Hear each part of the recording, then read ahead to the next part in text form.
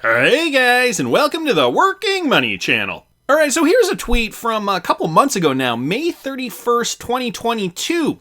And, in light of the latest revelation that the government knew that Satoshi Nakamoto is in fact a group of 4 people. XRP meme guy retweeted this out just recently. Okay, holy slip up, Lubin reveals Satoshi is a group. Back in, guess when? 2017 on CNBC's Power Lunch in an exclusive interview. The date was October 24th, 2017. So this was years before we finally found this out. And I recently just did a video on who the potential members of Satoshi, in quotes, could be. And I'll link that video up here if you guys didn't catch that. Here's a clip of Joseph Lubin, though, suggesting that he's known all along. So Bitcoin, the inventor of Bitcoin, created 2 things. One was the application. Satoshi. Yeah, the group. One was the application Bitcoin. Yeah, the group. I mean, okay, we all know it's a group of people.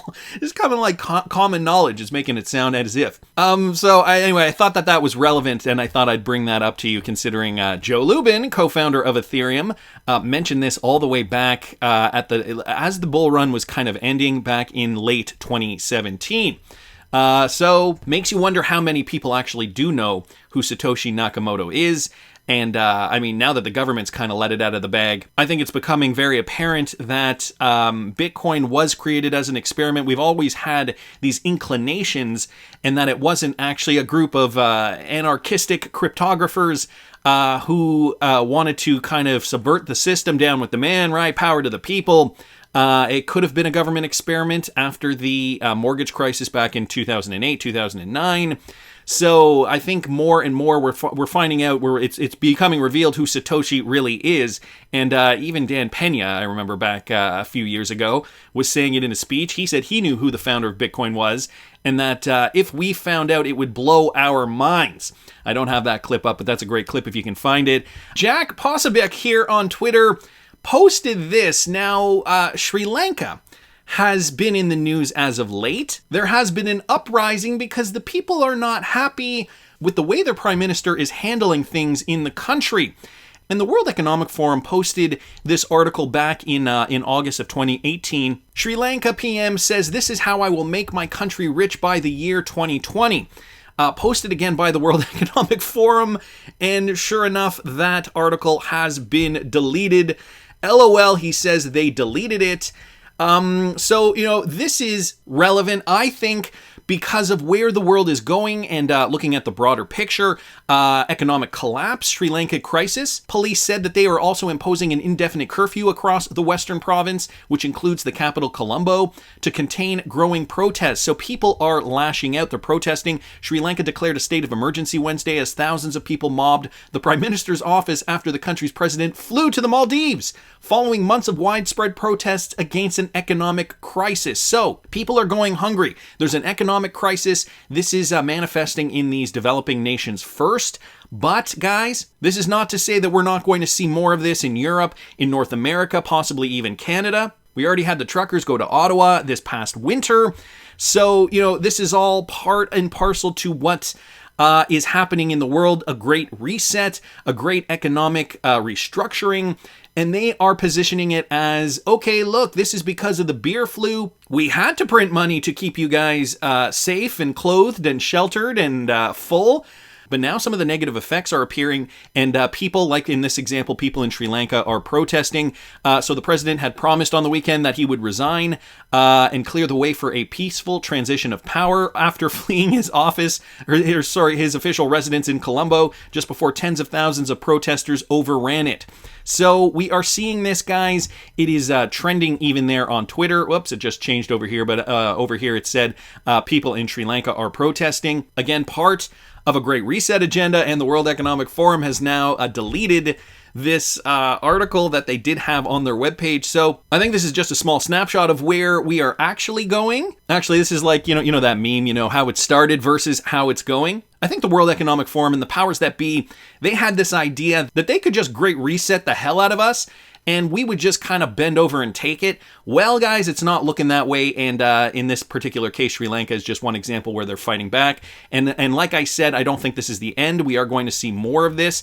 With regards to Ripple partner news, though, switching gears just a little bit here, Sygnum, they have just added SBI and Prudential Tech heavyweights to their board. So SBI, as we know, is a Ripple partner, one of the big ones actually, and so Sygnum now, they have strengthened their core technology leadership team and digital transformation capabilities with the addition of 2 executives to their board of directors. Fernando Luis Valdez, CAO and CEO of SBI Digital Asset Holdings, is one of them, and Al Noor Ramji from Tata Motors Board. So the appointees have extensive experience leading technology teams through high-growth transformations. It further strengthens the company's technology, innovation, governance, and security capabilities. Following Sygnum's January $800 million post-money valuation, executives join as Sygnum further scales its secure digital platform, enters new markets, and co-develops innovative solutions with strategic investors. Now, one of their investors is Fernando Luis Valdez, again, one of the CEOs over there at SBI Digital Asset Holdings, so a huge connection there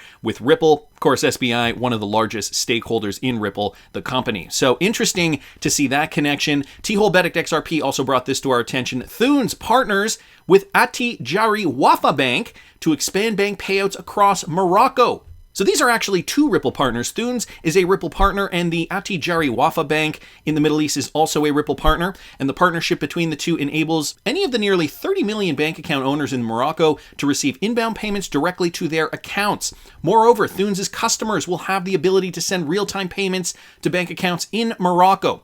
Thunes is connected to Ati Jari Wafa Bank via Ripple, so they actually even mention it in this particular article here, a provider of enterprise and blockchain solutions, and its global financial technology, RippleNet. So this is confirmed. They are definitely going to be using RippleNet, the connection to RippleNet, and Thunes will allow Ati Jari Wafa Bank's customers to receive transfers from around the world initiated through the Thunes network in a matter of a few seconds. Well, we know how that works, and just some stats down here. Morocco is the 3rd largest remittance receiver in Africa, with a large diaspora, a dynamic market, and a sound regulatory framework to foster digital payment services and reduce costs. And just another statistic here from the World Bank, they estimate that personal remittance inflows increased during the pandemic, reaching an estimated $7.4 billion by the end of the year 2020. So we are obviously seeing a lot more need for cross-border remittances. And so, these Ripple partners, they're obviously seeing the benefit of partnering up and leveraging their RippleNet technology. Both of these guys, in this case, Thunes and Ati Jari Wafa Bank, in order to provide a better service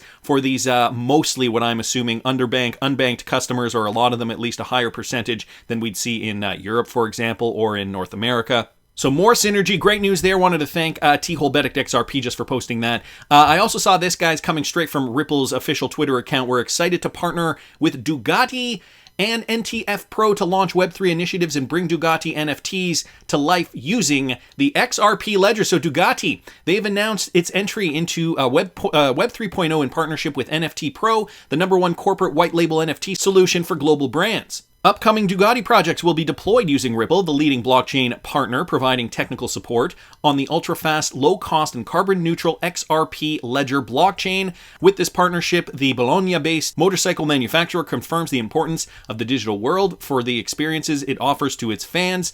Over the next few months, a series of Web3 activities will be developed through the creation of new digital aggregation spaces, NFT collections, and opportunities to participate in the new activities typical of Web3 or typical of the Web3 universe, already relevant in the cryptocurrency community. And just down here, guys, with the evolution of the technology and services available, the company will extend its offer by taking advantage of every opportunity, starting with the entry into the world of social media and the opening of the official channels that today are a place of meeting and dialogue with millions of fans. So they are really looking to branch out. Of course, Web 3.0 is going to be kind of the latest iteration of the internet. And so a lot of these companies are realizing we've got to modernize, we've got to play ball, we've got to be on the upswing with our fans, and Dugati, I guess they are looking to perhaps target youth audiences that are going to be more into NFTs, non-fungible tokens, and are going to want to be using the latest technology. So they are obviously already inking a deal here using NFT Pro particularly that is built on the XRP ledger. So again, more demand going to the XRPL. That'll just mean more XRP will be needed eventually, and therefore more demand for XRP, essentially assumes a higher price of XRP will be needed to perform all these transactions. I mean, it's one of those things where it's like every little bit counts. You've heard that term before. All these little pieces to the puzzle, you know, adding up to drive more value to the XRPL, meaning more XRP will be needed, driving the price up for XRP. So I thought that was some great news coming straight from Ripple here. I also saw this guy's Mickey B. Fresh and the Flare airdrop update, or the Spark token update and distribution. So apparently there have been changes, the risk dynamics in the upcoming governance proposal. And I've got Hugo Fillion here in a clip, again posted by Mickey B. Fresh here on Twitter. I'll let him explain it to you guys. Listen to this. Now, I'm putting in a governance proposal that changes the way the token is distributed so that it's distributed through the FTSO, so that you get your initial 15% and the rest is distributed through the FTSO. Governance proposal will be out very soon.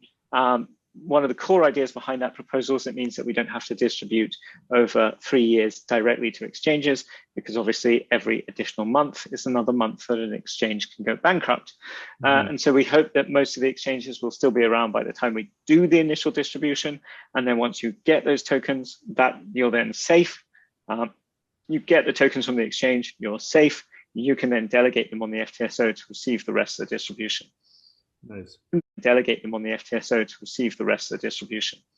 Nice. That solves the 3-year problem with distributing directly to exchanges, and that changes the risk dynamic. It basically takes the risk away from the exchange going bankrupt. Yeah, that proposal is really important. I hope it'll be adopted. Expect it will. Yeah, that'll be out very soon.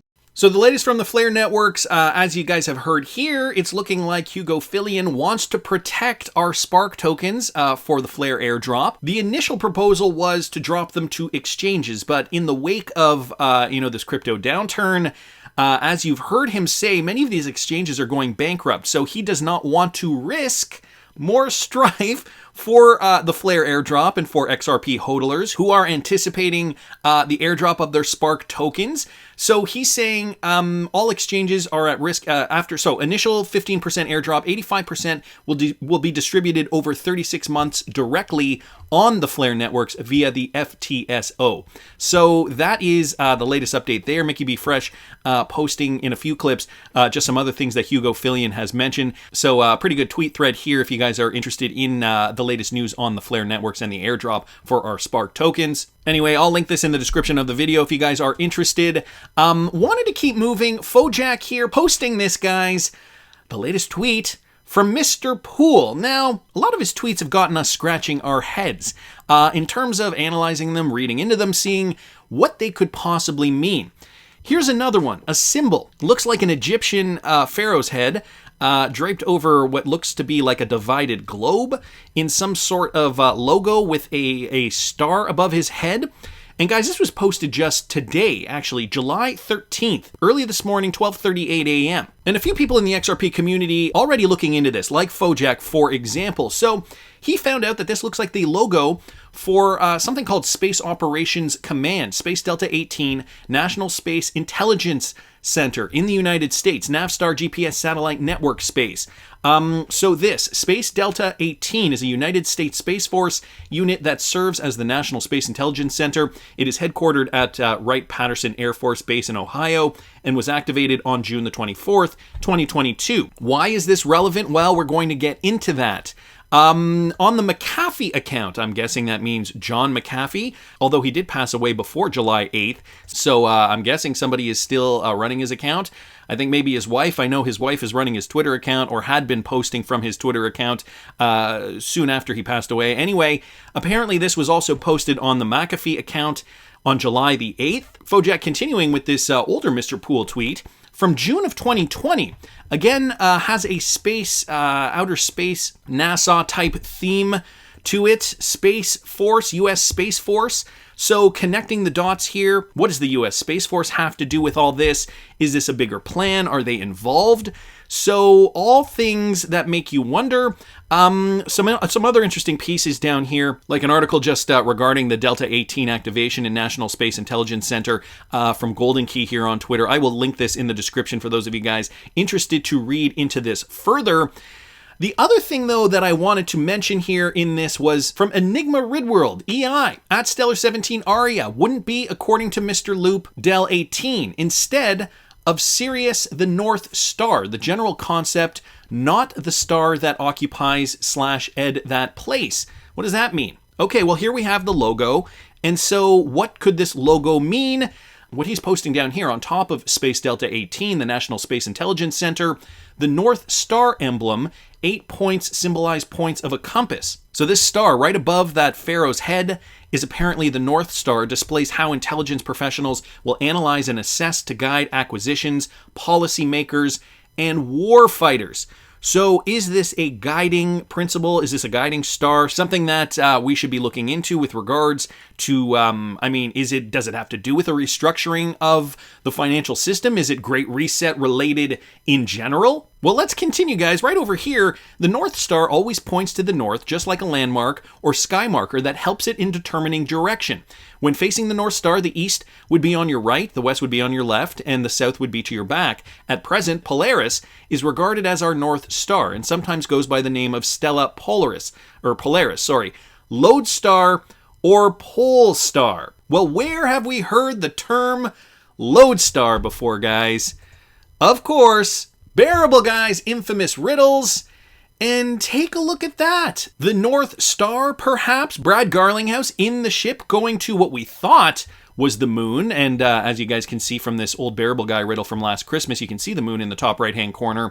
But there's another star here that we didn't really talk about, or at least I don't remember there being too much chatter about when we were decoding this riddle back in December. This star looks like, at least, could be one interpretation, Brad Garlinghouse is being guided by this North Star. Of course, the implication being that he's eventually going to the moon with Ripple and XRP. But now it's all starting to become clear. At least more pieces of the puzzle are starting to become clear. Of course, the king down here very upset that XRP, Brad Garlinghouse, are taking off in the ship, leaving the old system behind. And is this North Star displaying how intelligence professionals will analyze, assess, and guide acquisitions, so guiding us to new policies being made? Is this all symbolic of where we are going, guys? The North Star representation, as it's the only one that doesn't move while all the other elements move around it.